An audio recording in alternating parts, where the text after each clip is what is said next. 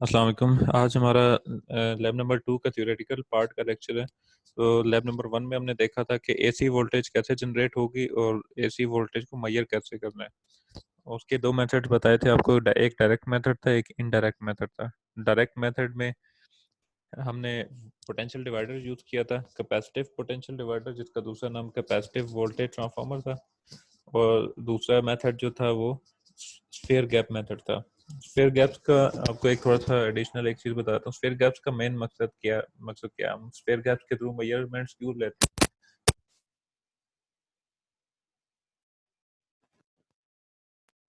हमारे जो सिस्टम्स होते हैं डिफरेंट ट्रांसमिशन लाइंस पर जो हमने इंस्टॉल किए होते हैं, उन पर डिफरेंट किस्म की इम्पल्सेस जनरेट होती हैं, इम्पल्स वोल्टेजेस जनरेट होती हैं, जैसे लाइटनिंग इम्पल्स वोल्टेज और स्विचिंग इम्पल्स वोल्टेज। जब आसमानी बिजली गिरती है ट्रांसमिशन लाइंस के ऊपर, तो ट्रांसमिशन लाइन में बहुत ज़्यादा voltages, millions of kilo volts जन फ्लो करते हैं ट्रांसमिशन लाइन में, वो इक्विपमेंट की तरफ भी फ्लो करते हैं। तो इस केस में हमारे जो इक्विपमेंट है उसकी इंसुलेशन डैमेज हो जाती है, उसमें इंसुलेशन में ब्रेक डाउन आ जाता है। या अगर सॉलिड्स की बात करें तो हमारी सॉलिड्स सॉलिड्स में जो ब्रेक डाउन होता है उसको रप्चर कहते हैं, और गैसेस में, लिक्विड्स में जब ब्रेक डाउन होता है तो उसको हम फ्लैश ओवर कहते हैं। तो हमारे सॉलिड इंसुलेशन रप्चर हो सकती है, या तो वो और हमारा एक चीज यूज करते हैं जिसको कहते हैं आर्किंग हॉर्न्स। आर्किंग हॉर्न्स का क्या काम होता है कि जब हमारी ट्रांसमिशन लाइन पर किसी भी जगह पर, स्पेशली जो इंसुलेटर्स होते हैं उन पर और जो ट्रांसफार्मर होते हैं उन पर, जब इम्पल्स आती हैं, लाइटनिंग इम्पल्स या स्विचिंग इम्पल्स या डिफॉल्ट कंडीशन की वजह से कोई इम्पल्स जनरेट होती है, तो ये क्या करेगी, इनकी शेप होती है इक्विपमेंट के दोनों साइड्स पर रॉड्स कनेक्टेड होते हैं, और उसकी उन रॉड्स में से एक रॉड होता है वो ग्राउंड किया होता है, अर्थ के साथ कनेक्टेड होता है। होता ये है कि जब लाइटनिंग इम्पल्स जनरेट होती है ट्रांसमिशन लाइन पर, मैं पहले स्क्रीन शेयर कर दूं। अच्छा, अब ये इसकी शेप कुछ इस तरह से होती है जैसे ये हमारे इंसुलेटर्स कनेक्टेड हैं, इंसुलेटर के दोनों साइड्स पर ये रॉड्स कनेक्टेड हैं। इनमें से एक साइड है जो अर्थ के साथ कनेक्टेड होगी, जैसे राइट साइड है ये बॉडी के साथ या अर्थ के साथ ग्राउंडेड है। तो जब जनरेट होगी तो इन दोनों के बीच में डिस्टेंस जो सेट, तो प्री कैलकुलेट रखेंगे तो कितनी वोल्टेज पर जाकर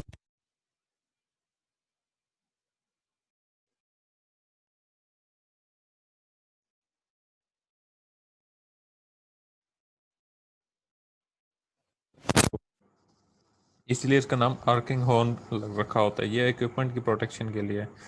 अगर ये नहीं होगा और कोई इम्पल्स वोल्टेज जनरेट होती है तो हो सकता है कि हमारा इंसुलेटर रप्चर कर जाए, इंसुलेटर में ब्रेक डाउन हो जाए, या फिर ये भी हो सकता है मॉइस्ट की वजह से इंसुलेटर की सरफेस के ऊपर से फ्लैश ओवर हो। इसकी मैं एक एग्जांपल आपको दिखाता हूँ।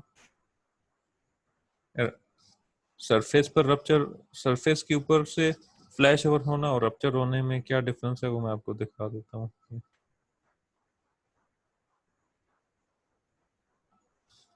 ये एक जनरल डायग्राम है कि एक इलेक्ट्रोड से दूसरे इलेक्ट्रोड की तरफ फ्लैश ओवर हो रहा है। ये ये आपका इंसुलेटर है। इंसुलेटर के ऊपर एक कंडक्टिंग पॉइंट है, दरमियान में इंसुलेटर है और दूसरा कंडक्टिंग पॉइंट है। ठीक है, तो अब हो क्या रहा है कि ये जो दरमियान वाला पोर्शन है ये इंसुलेटिंग मीडियम है, ये डाइलेक्ट्रिक मीडियम है, जो भी है, सॉलिड है, लिक्विड, गैस, जो भी है। हमारे इंसुलेटर्स की स्पेसिफिकली बात करें तो ये सॉलिड मीडियम होगा, पोर्सिलिन या जिस भी मटेरियल का है। तो अब इसकी सरफेस के ऊपर अगर मॉइस्ट है तो एक इलेक्ट्रोड से दूसरे इलेक्ट्रोड की तरफ ये फ्लैश ओवर सरफेस के ऊपर से हो जाएगा। ठीक है, और जिसकी फिजिकल मतलब प्रैक्टिकल डेमोन्स्ट्रेशन कुछ इस तरह की है। आपका इंसुलेटर, इस केस में इंसुलेटर को तो कुछ नहीं हुआ, लेकिन इंसुलेटर के ऊपर जो मॉइस्चर था या उसकी करीब करीब जो एयर थी उसमें आयनाइजेशन हो गई, और आपके एक पॉइंट से दूसरे पॉइंट के इंसुलेटर पर वोल्टेज जंप करके चलेगी। ऐसा नहीं होना चाहिए। दूसरी चीज को हम कहते हैं रप्चर हो जाना। रप्चर होने से क्या मुराद है कि जो सॉलिड मटेरियल है, जो इंसुलेटर इटसेल्फ डैमेज हो जाए। इटसेल्फ डैमेज होगा तो ये भी हो सकता है कि सिर्फ क्रैक आ जाए, मतलब जब ये डैमेज होगा तो इसके अंदर क्रैक्स आ जाएंगे। या ये भी हो सकता है कि ये इंसुलेटिंग मीडियम से कंडक्टिंग मीडियम में कन्वर्ट हो जाए। अगर वोल्टेज बहुत ज़्यादा ना हुई तो ये सिर्फ वोल्टेज को कंडक्ट कर देगा, अगर वोल्टेज बहुत ज़्यादा हुई तो ये डैमेज भी हो सकता है, क्रैक भी हो सकता है। ठीक है, तो इस चीज़ को अवॉइड करने के लिए क्या किया जाता है, वो एंटीनाज या हॉर्न्स प्रोवाइड किए जाते हैं कुछ इस शेप के। जैसे ये भी एक इंसुलेटर कनेक्टेड है सीरीज में, इनके दोनों एंड्स पर ये आर्किंग हॉर्न प्रोवाइड किए हुए हैं।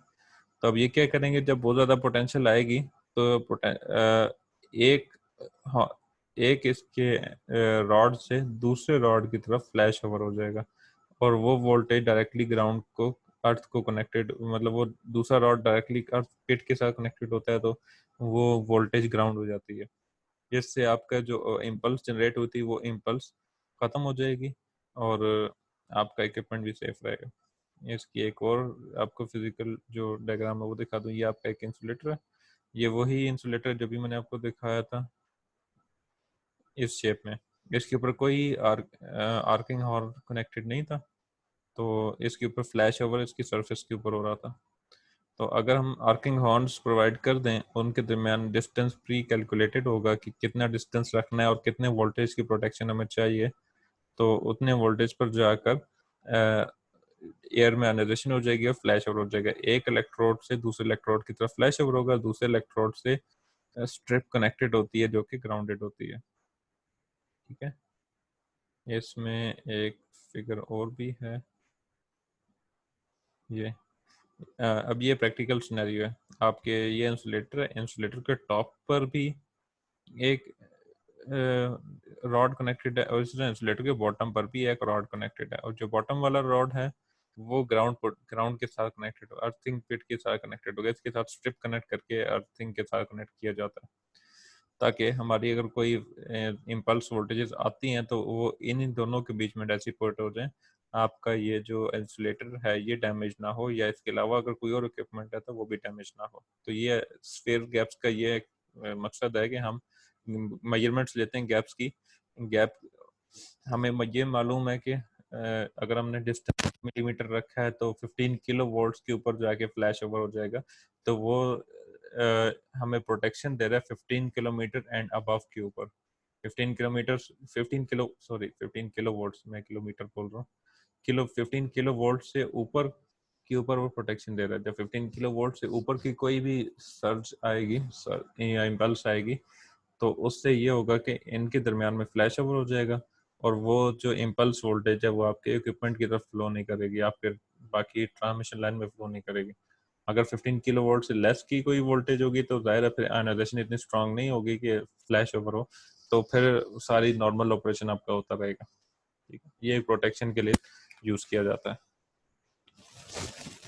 अगर हम आगे चलें तो लैब नंबर 2 है। लैब नंबर 2 में हमने क्या करना है कि डीसी वोल्टेजेस जनरेट करने हैं और पोलैरिटी इफेक्ट देखना है इन्हीं इलेक्ट्रोड्स के ऊपर, कि पोलैरिटी का क्या इफेक्ट आता है इलेक्ट्रोड्स के ऊपर। तो सबसे पहले तो वोल्टेज जनरेट कैसे करनी है, डीसी वोल्टेज जनरेट कैसे करनी है, सिंपल है। जिस तरह कि हम नॉर्मल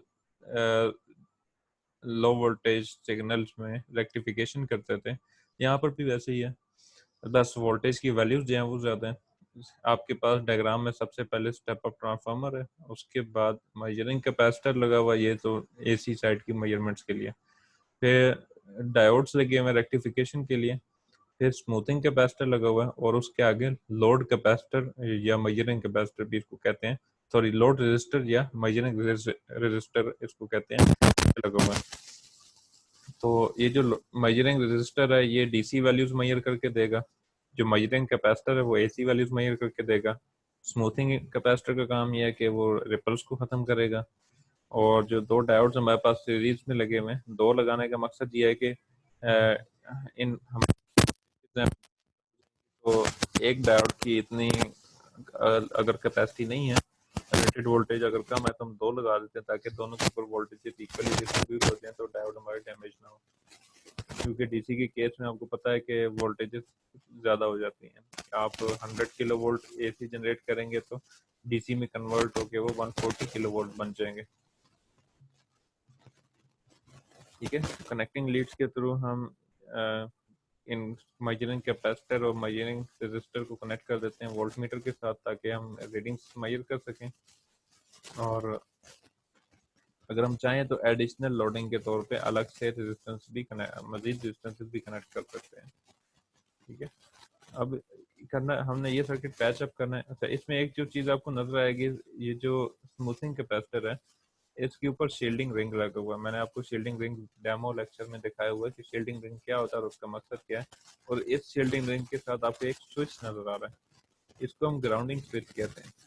जब हम मेजरमेंट्स ले रहे होंगे पैनल के ऊपर बैठकर, तो हम इस कैपेसिटर को रिमोटली दूर से खड़े होकर एक बटन प्रेस करके डिस्चार्ज कर सकते हैं। हम करेंगे क्या, इस स्विच को कनेक्ट करवाएंगे ताकि कैपेसिटर का जो टॉप टर्मिनल है वो ग्राउंड टर्मिनल के साथ कनेक्ट हो जाएगा। और ये ग्राउंड कहाँ कनेक्टेड है, आपके अर्थिंग पिट के साथ कनेक्टेड है। इससे होगा क्या कि आपका जितना भी चार्ज है कैपेसिटर के ऊपर वो अर्थ की तरफ फ्लो कर जाएगा। इससे आप इसका दूसरा मेथड ये है कि आप मैनुअली खुद केज का दरवाज़ा खोलें और अर्थिंग रॉड को पिक करें, उससे उसको जाकर कैपेसिटर के साथ टच करेंगे तो कैपेसिटर डिस्चार्ज हो जाएगा। वो भी कर सकते हैं, लेकिन ये आप रिमोटली एक सिर्फ बटन दबाकर वहाँ से पैनल के थ्रू कर सकते हैं। ये भी मैंने आपको उसमें वीडियो लेक्चर में दिखाया हुआ कि ये इसकी शेप कैसी होती है, ये लगाते कैसे हैं। अच्छा, जब ये सर्किट पैचअप कर लेंगे इसके बाद हमने डीसी वैल्यूज लेनी है, डीसी की वेवफॉर्म देखेंगे और उसका रिपल कैलकुलेट करेंगे। रिपल का फार्मूला भी है और कैरेक्टरिस्टिक्स देखनी है बेसिकली कि रेक्टिफिकेशन कैसे होती है। सिंपल है, जैसे एसी नॉर्मल हम रेक्टिफिकेशन करते हैं इसमें वैसा ही है।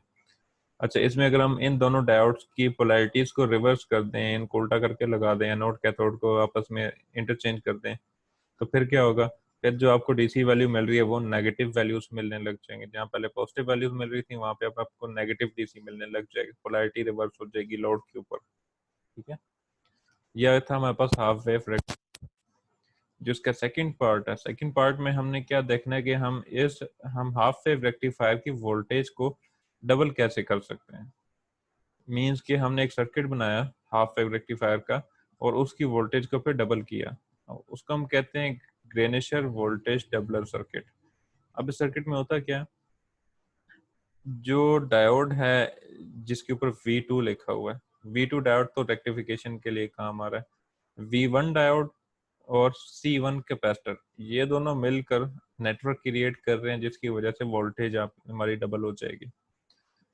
स्टार्ट करते हैं नेगेटिव साइकिल से। जब हमारे पास नेगेटिव साइकिल होगा तो हमारे पास V1 डायोड काम कर रहा है। ठीक है, V1 डायोड फॉरवर्ड बायस होगा नेगेटिव साइकिल में और पॉजिटिव साइकिल में V1 डायोड रिवर्स बायस होगा। तो जब नेगेटिव साइकिल में V1 डायोड फॉरवर्ड बायस्ड है तो उस केस में कैपेसिटर C1 चार्ज हो रहा होगा। कैपेसिटर C1 के C पॉइंट पर पॉजिटिव पोलैरिटी आ जाएगी और A पॉइंट के ऊपर नेगेटिव या नेगेटिव पोलैरिटी आ जाएगी A पॉइंट के ऊपर एक तरह से, या यूज सॉरी, जो कैपेसिटर चार्ज हो रहा होगा इसके A पॉइंट पर पॉजिटिव पोलैरिटी होगी और C पॉइंट पर नेगेटिव पोलैरिटी होगी। अब होगा क्या, जब इसके बाद जब पॉजिटिव साइकिल अगेन आएगा, नेगेटिव साइकिल जब गुजर जाएगा तो उसके बाद पॉजिटिव साइकिल आएगा, उस केस में क्या होगा कि V1 डायोड जो है ये रिवर्स बायस हो जाएगा। अब V2 डायोड ने काम करना है। अब होगा क्या कि पॉइंट C के ऊपर तो पॉजिटिव पोलैरिटी आ रही है, इसके ऊपर पॉजिटिव पोलैरिटी आ रही है, लेकिन कैपेसिटर C1 ऑलरेडी एक स्पेसिफिक वैल्यू कुछ चार्ज इसने स्टोर किया हुआ है।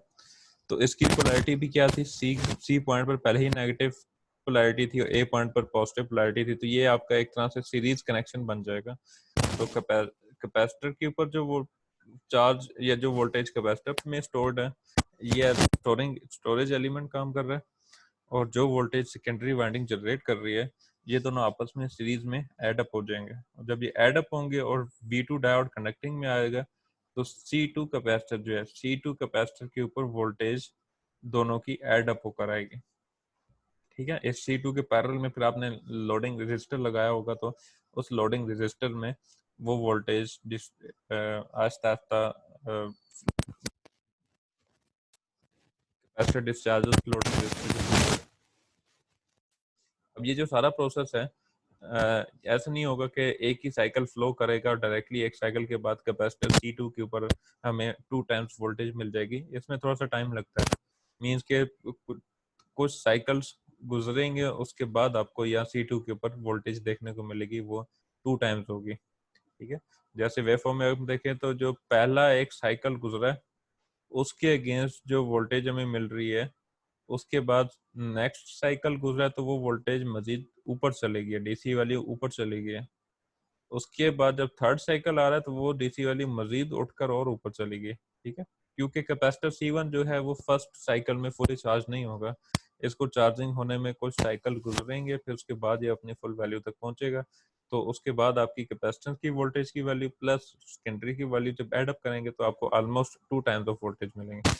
तो जब पहला साइकिल फ्लो कर रहा है तो आपको यूं देख, ये वाली जो स्मूथिंग वाली कर्व नजर आ रही है कि आपकी वोल्टेज राइज कर रही है और फिर उसके बाद स्ट्रेट लाइन आ रही है। मैं ये डायग्राम को कॉपी करता हूँ, ड्रॉ करके दिखाता हूँ इसके ऊपर।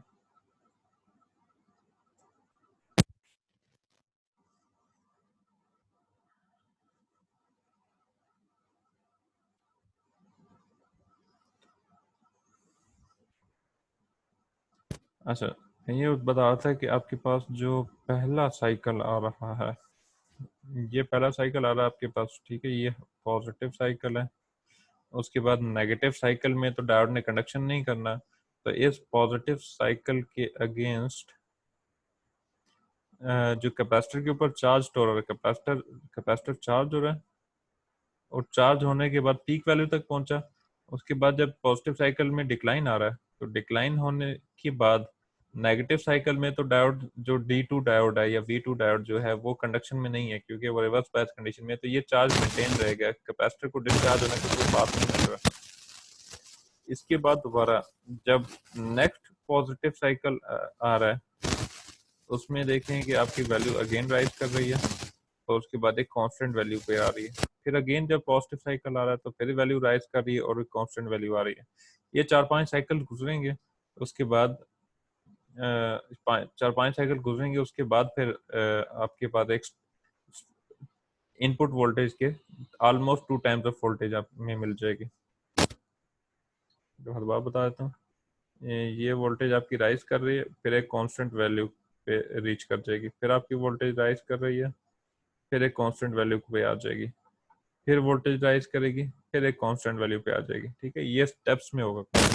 फिर लेकिन फिर एक टाइम आएगा कि 2 टाइम्स ऑफ वोल्टेज में आपको रीच कर देंगे। लेकिन चूंकि ये काम इतना हाई फ्रीक्वेंसी तो नहीं, उनकी 50 हर्ट्ज फ्रीक्वेंसी की जरूरत है, आपको टाइम का पता ही नहीं चलेगा, आपको वो 2 टाइम्स वोल्टेज दे देगा। लेकिन इन एक्चुअल जो इसकी वर्किंग है वो ऐसी होती है इसके बैक एंड पर। ये है हमारे पास वोल्टेज डबलर सर्किट। अच्छा, अब इसको जब हम परफॉर्म करेंगे एक्सपेरिमेंट को, तो हमने ये इसका टेस्ट सेटअप है। इसमें अगर हम देखें तो शुरू में वही चीज़ है, सबसे पहले ट्रांसफार्मर है, फिर एक कैपेसिटर है, फिर 2 डायोड्स लगे हुए हैं। उसके बाद लोड लोड कैपेसिटर या मेजरिंग कैपेसिटर कह लें, लोड कैपेसिटर है, लोड कैपेसिटर या इसको स्मूथिंग कैपेसिटर भी कह सकते हैं। स्मूथिंग कैपेसिटर को डिस्चार्ज करवाने के लिए एक अर्थिंग स्विच लगाया हुआ है और इस स्मूथिंग कैपेसिटर के आगे हमने मेजरिंग रेजिस्टर लगाया हुआ है। ये measuring resistor as a load भी काम कर रहा है। अब इसके आगे लिखा हुआ प्रोटेक्टिव रेजिस्टर और आगे पॉइंट टू प्लेन इलेक्ट्रोड दिखाया हुआ है। तो ये वाला जो पार्ट है फिलहाल इसको छोड़ दें, सिर्फ और सिर्फ मेजरिंग रेजिस्टर तक अगर हम सर्किट देखें तो हो क्या रहा है कि वोल्टेज डबल होकर आपको मिल रही है। आप एसी जनरेट करेंगे, उसके अगेंस्ट डीसी मेजर करेंगे, तो एसी के अगेंस्ट जो डीसी मिलनी चाहिए थी आपको उसकी डबल वैल्यू मिलेगी। कैलकुलेशन अगर हम करेंगे तो आपको अंदाजा हो जाएगा। किलो वोल्ट्स के अगेंस्ट आपको 14 किलो वोल्ट्स अगर मिलने हैं तो वो 14 नहीं मिलेंगे, आपको तकरीबन 26 to 28 किलो वोल्ट्स मिलेंगे। ठीक है, तो ये वोल्टेज डबलर है डीसी। इसके बाद फिर हमने पोलैरिटी रिवर्स करनी है, तो इन दोनों डायोड्स की अगेन हमने क्या करना है, दोनों डायोड्स के एनोड और कैथोड दोनों को रिवर्स कर दें तो आपकी पोलैरिटी रिवर्स हो जाएगी, आपको आउटपुट पे नेगेटिव पोलैरिटी मिलने लग जाएगी। ठीक है, अब हमने करना क्या है कि पॉजिटिव पोलैरिटी और नेगेटिव पोलैरिटी का इफेक्ट देखना है इलेक्ट्रोड्स के ऊपर। जैसे मैंने अभी आपको दिखाया था, ये इलेक्ट्रोड हम यूज कर रहे हैं, इसके ऊपर, तो इसके ऊपर पॉजिटिव पोलैरिटी नेगेटिव, खैर ये तो एसी वाला है, लेकिन डीसी की केस में पॉजिटिव और नेगेटिव पोलैरिटीज का क्या इफेक्ट होगा पॉइंट टू प्लेन। इसकी अगर मैं आपको एग्जांपल दूं, तो जो हमारी गाड़ियों में और जो बाइक्स में स्पार्क प्लग्स यूज होते हैं, तो उसमें भी एक टर्मिनल होता है जो सेंटर वाला इलेक्ट्रोड होता है, और एक वो बॉडी होती है जो कि ग्राउंडेड होती है। तो जो सेंटर टर्मिनल है वो पॉइंट है, और जो दूसरी बॉडी है वो उसकी शेप प्लेन जैसी है। तो हम इफेक्ट देख रहे हैं कि पॉइंट के ऊपर पॉजिटिव पोलैरिटी हो तो क्या इफेक्ट होगा, और नेगेटिव पोलैरिटी हो तो क्या इफेक्ट होगा। हमने इसका इफेक्ट देखना है। तो सपोज कि आपने पॉजिटिव पोलैरिटी जनरेट की हुई है, same as it is circuit आपने बनाया हुआ है। वोल्टेज आप बढ़ाते जाएंगे, 10 मिलीमीटर की गैप स्पेसिंग रखी है आपने, वोल्टेज बढ़ाते जाएंगे, एक टाइम आएगा कि दोनों के दरमियान फ्लैश ओवर हो जाएगा। इसमें फ्लैश ओवर जो होगा वो कंटिन्यूस फ्लैश होगा, मींस के एसी की तरह एक दफा फ्लैश होकर खत्म नहीं हो जाएगा, इसमें कंटिन्यूस फ्लैश होगा क्योंकि कंटिन्यूस पावर मिल रही है। अब इसमें हो गया क्या कि आपने डिफरेंट रीडिंग्स लेनी है, 10, 20, 30, 40, 50 मिलीमीटर पर रीडिंग्स लेनी है, ग्राफ प्लॉट करना है कि कितने मिलीमीटर पर कितने वोल्टेज आपने अप्लाई किए तो फ्लैश ओवर हुआ, वो ग्राफ प्लॉट कर देंगे पॉजिटिव पोलैरिटी के साथ। यही काम नेगेटिव पोलैरिटी के साथ भी करेंगे। नेगेटिव पोलैरिटी के केस में क्या होगा कि आप इलेक्ट्रोड के ऊपर नेगेटिव पोटेंशियल अप्लाई कर रहे हैं और पॉजिटिव पोटेंशियल ग्राउंड है, और पॉजिटिव पोलैरिटी में आप इलेक्ट्रोड के ऊपर पॉजिटिव पोटेंशियल अप्लाई कर रहे होते हैं और नेगेटिव पोटेंशियल ग्राउंड होता है। अब इन दोनों का इफेक्ट क्या आएगा, जब आप ग्राफ प्लॉट करेंगे तो फिर आपको समझ आएगी। इस ग्राफ में अगर हम देखें तो distance versus breakdown voltage graph plot किया हुआ पॉइंट टू प्लेन इलेक्ट्रोड का। तो जब हमने पॉइंट के ऊपर, पॉइंट इलेक्ट्रोड के ऊपर पॉजिटिव पोलैरिटी अप्लाई की और प्लेन इलेक्ट्रोड को ग्राउंड के साथ कनेक्ट किया हुआ है, तो फिर आपको ब्रेकडाउन वोल्टेजेस जो देखने में मिल रही है वो कम मिल रही है कंपैरेटिवली नेगेटिव पॉइंट के साथ, जिसमें आपने पॉइंट इलेक्ट्रोड पे नेगेटिव पोलैरिटी अप्लाई की हुई है और प्लेन इलेक्ट्रोड को ग्राउंड किया हुआ है। नेगेटिव पॉइंट के केस में जो ब्रेकडाउन वोल्टेजेस हैं वो ज़्यादा मिल रही हैं। ठीक है, ये ग्राफ हमने प्लॉट करना है। अब इसका प्रैक्टिकल यूज़ क्या है, जो मैंने आपको स्पार्क प्लग्स की एग्जांपल दी, जो पुरानी गाड़ियाँ होती थी, पुराने ज़माने की जो गाड़ियाँ होती थी उनमें ये होता था कि जो पॉजिटिव पोलैरिटी थी उसको ग्राउंड करते थे और नेगेटिव पोलैरिटी को स्पार्क प्लग के सेंटर पॉइंट पर देते थे। उससे ये होता था इसी तरह जो बैटरीज हैं, बैटरीज का भी पॉजिटिव पॉइंट जो है वो बॉडी के साथ कनेक्ट कर देते थे और नेगेटिव पॉइंट से डायरेक्टली हम नेगेटिव पॉइंट को लेकर चलते थे अपने स्विचेस में और सारी वायरिंग में। उससे ये होता है कि एक चीज होती है गैल्वानिक कोरोजन। हमने अपने इलेक्ट्रोलिसिस का प्रोसेस, अगर आपको आपने पढ़ा हो, थोड़ा बहुत याद हो, तो आपके आयंस मूव कर रहे हैं, इलेक्ट्रॉन्स मूव कर रहे हैं, जो भी है अभी वो डिटेल आपको देख लीजिएगा। तो जो आपका पॉजिटिव पॉइंट जिस चीज के साथ भी कनेक्टेड होगा वहां पर कोरोजन होगी, वहां पे आपके मेटल में रस्टिंग शुरू हो जाएगी, मेटल वहां पे डिकम्पोज होना शुरू हो जाएगा। ठीक है, और जो नेगेटिव पॉइंट होगा वहां पे ये इशू नहीं आएगा। कॉन्सेप्ट ये था कि अगर आपने पॉजिटिव पोलैरिटी वायरिंग के साथ कनेक्ट की और नेगेटिव पोलैरिटी को बॉडी के साथ कनेक्ट किया, तो बॉडी तो डैमेज नहीं होगी, बॉडी तो कहीं पे डिकम्पोज नहीं होगी, लेकिन जितनी भी वायरिंग होगी तो वो वायरिंग में आपकी कोरोजन स्टार्ट हो जाएगी। अब वायरिंग बहुत ज़्यादा होती है, तो उस टाइम पे कॉन्सेप्ट उन्होंने ये डेवलप किया कि अगर हम पॉजिटिव को ग्राउंड कर दें, नेगेटिव टर्मिनल को वायरिंग में लेकर चलें, तो हमारी वायरिंग डैमेज नहीं होगी। सिर्फ एक पॉइंट पर कोरोजन होगी, उसको तो साफ किया जा सकता है, उसको ठीक किया जा सकता है। तो पुरानी गाड़ियों में ये कॉन्सेप्ट था। और अब चूंकि हमारे पास जो वायरिंग जो भी हम यूज कर रहे हैं उनके ऊपर कोटिंग्स वगैरह अच्छी खासी की हुई भी होती हैं, हमें प्रोटेक्शन काफी ज्यादा होती है। तो फिर हमने उस कॉन्सेप्ट को रिवर्स कर दिया, अब हम नेगेटिव पॉइंट बैटरी का वो ग्राउंड के साथ या बॉडी के साथ कनेक्ट करते हैं, और जो पॉजिटिव पॉइंट है वो वायरिंग के थ्रू लेकर चलते हैं। अब उसकी रीजन क्या है कि अगर हमने पॉजिटिव को ग्राउंड किया और वहां पर कोरोजन आ गई, तो सिंगल पॉइंट पे आपने ग्राउंड तो कर दिया पॉजिटिव को, लेकिन जो नेगेटिव पोलैरिटी आप लेकर चल रहे हैं, तो पूरी गाड़ी में जहाँ जहाँ पे आपका पॉजिटिव पॉइंट होगा आप उस पॉजिटिव पॉइंट को बॉडी से ले लेंगे। फॉर एग्जाम्पल आपको बैक लाइट तक आपने नेगेटिव पॉइंट तो पहुंचा दिया, लेकिन आपको पॉजिटिव पॉइंट भी चाहिए लाइट ऑन करने के लिए, तो आपने वहीं पर ही बॉडी के साथ कनेक्शन दे दिया। ठीक है, हेडलाइट्स में आपको कनेक्शन चाहिए तो वहीं पर ही आपने बॉडी के साथ पॉजिटिव पॉइंट ले लिया। तो जिस जिस जगह पर भी पॉजिटिव पॉइंट आप कनेक्शन ले रहे हैं उस हर पॉइंट के ऊपर कोरोजन आ जाएगी। तो वो थोड़ा ज़्यादा उसको मेंटेनेंस उसकी ज़्यादा है, उसको देखभाल करना, उसके अंदर फॉल्ट ज़्यादा आ सकता है आपके इक्विपमेंट के अंदर, जो पावर ऑन करने के इश्यूज ज़्यादा आ सकते हैं। तो उसको ख़त्म करने के लिए फिर क्या किया गया कि नेगेटिव को बॉडी कर दिया गया और पॉजिटिव को केबल्स में लेकर चलते गए। अब चूंकि पॉजिटिव को हमारी वायरिंग की क्वालिटी काफ़ी अच्छी हो गई है तो केबल्स में इतनी जल्दी इश्यूज आते भी नहीं है, तो ऐसा तो इशू कोई नहीं होता। दूसरा फ़ायदा से ये हो गया कि जो स्पार्क प्लग्स हैं, पहले पुरानी गाड़ियों में स्पार्क प्लग्स के ऊपर बहुत ज़्यादा वोल्टेज अप्लाई करने पड़ते थे ताकि आपकी वो आर्किंग जनरेट हो और उसकी आर्किंग की वजह से फ्यूल में कंबस्शन हो। अब ये है कि आपकी जो वो कंबस्शन के लिए आपको आर्किंग चाहिए, उन पॉइंट और जो स्पार्क प्लग में जो आपको आर्किंग चाहिए वो बहुत कम है, क्योंकि हमने पॉजिटिव को as a point electrode use करें, नेगेटिव को हमने ग्राउंड किया हुआ। ठीक है, इसके पीछे भी पूरी एक थ्योरी है। आप ये इस थ्योरी पे फिर कभी डिस्कशन कर लेंगे, इंटरेक्टिव सेशन में हम डिस्कशन कर लेंगे। तो मेन मकसद क्या है कि एक तो ब्रेकडाउन वोल्टेज को कम करना, दूसरा ये है कि जो गैल्वानिक कोरोजन है उसको ख़त्म करना।